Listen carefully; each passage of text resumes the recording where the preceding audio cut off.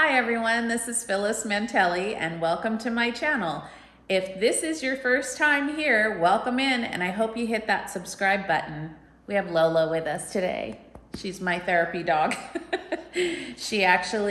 Pets bring a lot of comfort to everyone, so she decided to join me. Today I wanted to do something a little bit different, but it's actually the whole purpose of why I started this YouTube channel. I know a lot of you have been following me because of my makeup tips, the fashion, the cooking, all the things, and those are the things that make my life full. But I wanted to go over a little bit today of why I started the channel, and also I want to start doing Mama Mantelli moments. And so about once a month we'll hit on a subject or do something concerning families that have become dysfunctional and how the children of those families can outgrow that. And that's really my story.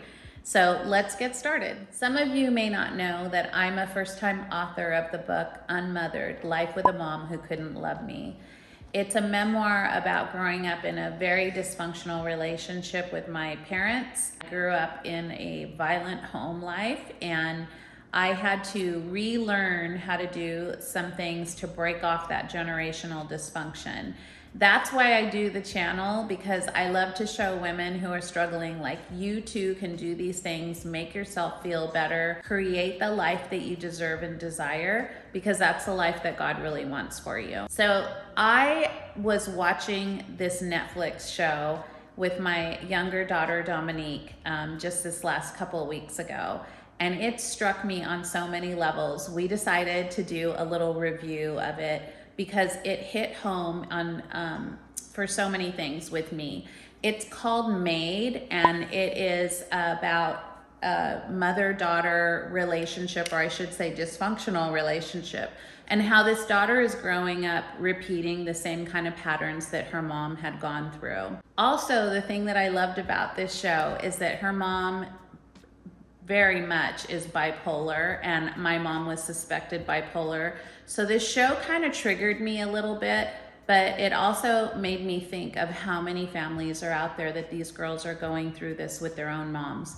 So we're gonna do a quick little review of the show, and I'm gonna tell you some pointers. I took notes because I was so enthralled with this series. And so if you get a chance to watch it, it's kind of gritty, but it really hits home on so many levels of how a lot of these mothers and daughters are reacting to situations these days. First thing off, I have to say, Andie MacDowell and Margaret Qualley, who are actually mother and daughter in real life, if they don't get an Oscar or a Golden Globe or something from this portrayal, I don't know, you guys are just crazy, because they did such a good job. Like, I literally had Kleenex by my side. I looked over and my daughter was crying, and she doesn't really cry like that. And it just hit us in the heart of like how heartbreaking this story was. It's about a daughter who is growing up just really what I would say is so common for us that have grown up with moms that are dysfunctional, alcoholic, bipolar, all of those kind of things. We grow up becoming the mothers of our moms. And so in this show, you can see Margaret Qualley just trying so hard to like make her mom normal and trust her and all this thing. All the while, she's a mom too, raising this little girl, and she's trying to do the right thing, but she doesn't have the tools to really know how to create this healthy family. So she gets involved with this guy that she has this child with. And the thing that was the second thing that struck me is that we don't recognize what abuse is. We think that if somebody hits us, that's abuse. But what it shows in this series is that abuse comes in so many forms. She is actually being verbally and emotionally abused, and she's about this far away from being physically abused by this boyfriend. As she goes through this relationship with this boyfriend, she almost thinks that that is a normal relationship. And here's what we do is we normalize it and say, well, it's not that bad because he didn't hit me. I remember being in so many relationships as a 18, 19, 20 something year old. And there were so many red flags of seeing how this person probably wasn't the healthiest for me.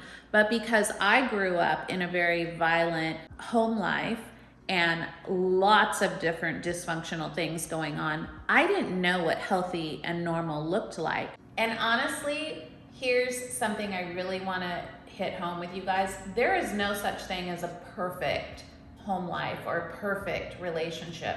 If you're trying for that, you're never going to get it.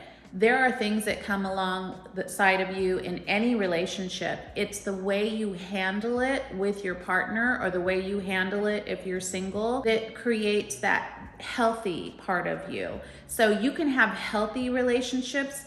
Don't go for perfect relationships. You'll never get there. I can tell you a million things that I do wrong with my husband and a million things that drives me crazy with him.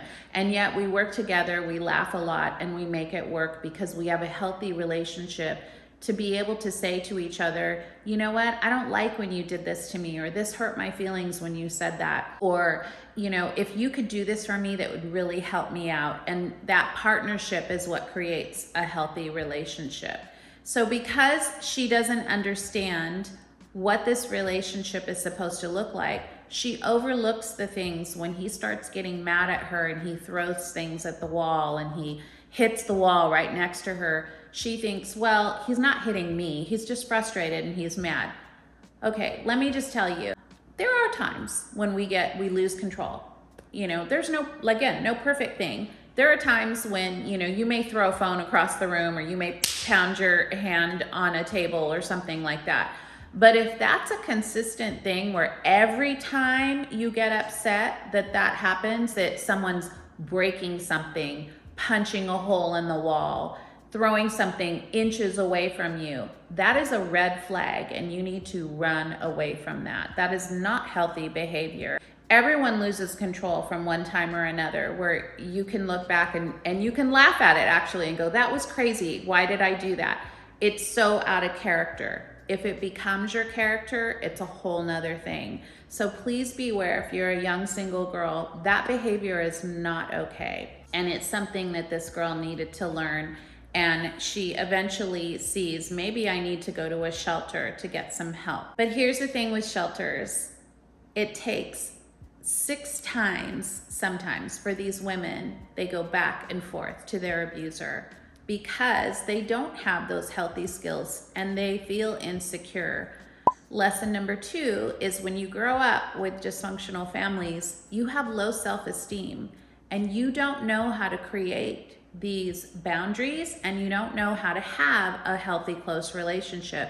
So you kind of just take whatever comes along. So a lot of times these girls will go into shelters and then this is typical of an abuser. He will come back crying. He will come back with flowers.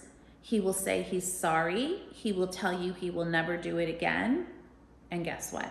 He will. But because we love them, we go back because we believe their words. Words are not actions, and actions speak louder than words. So please be careful when somebody comes back to you with tears in their eyes and flowers in their hand saying that they'll never do it again. Well, this is what happens in the movie. He has an alcohol problem. He starts going to AA meetings. She sees kind of the change happening, but instead of waiting for a period of time to say, let's make sure that when he hits those stressors, which we all do, will he go back to his old patterns or will he change? And so she goes back too soon and the pattern keeps repeating. She goes to her mom for help and her mom just doesn't even really care. Her mom is doing her own thing with dysfunctional relationships. And so it is just a mess. In the meantime, she's trying to raise this little child. I don't want to tell you how the ending is, but I will say this. It broke my heart and it made me smile all at the same time. But here's the thing that I just want you guys to take away from is that if you know someone or you are that someone who's in that crazy relationship, or you are someone that's dealing with a mom that you feel responsible for, you are not responsible for your parents, how they live their life, or where they're moving towards in the future. You are only responsible for you. If they haven't saved themselves by this point, chances are they're probably not going to. I ended up taking care of my mother with boundaries until her passing in 2007 from dementia. It was 16 years of raising my children and trying to balance a healthy place with my mother and not getting sucked into her drama. And it is a dance that is really hard. I completely agree with somebody who, if their mom is very toxic or very dangerous, I always tell them, you can love and release. You do not have to be a part of that woman's life if it's something that is in that extreme. It's not healthy for you to bring toxic people back into the family you're trying to create, so you can certainly set a boundary line on that. It's something in this movie that slowly shows you how to do that. And so I highly recommend this movie. I highly recommend you read my book if you are in that situation. And leave me your thoughts and comments on how your relationship is with your mom or your daughter, and some ways that maybe you've had to work through some difficult things, or maybe cut off some things that weren't healthy for you.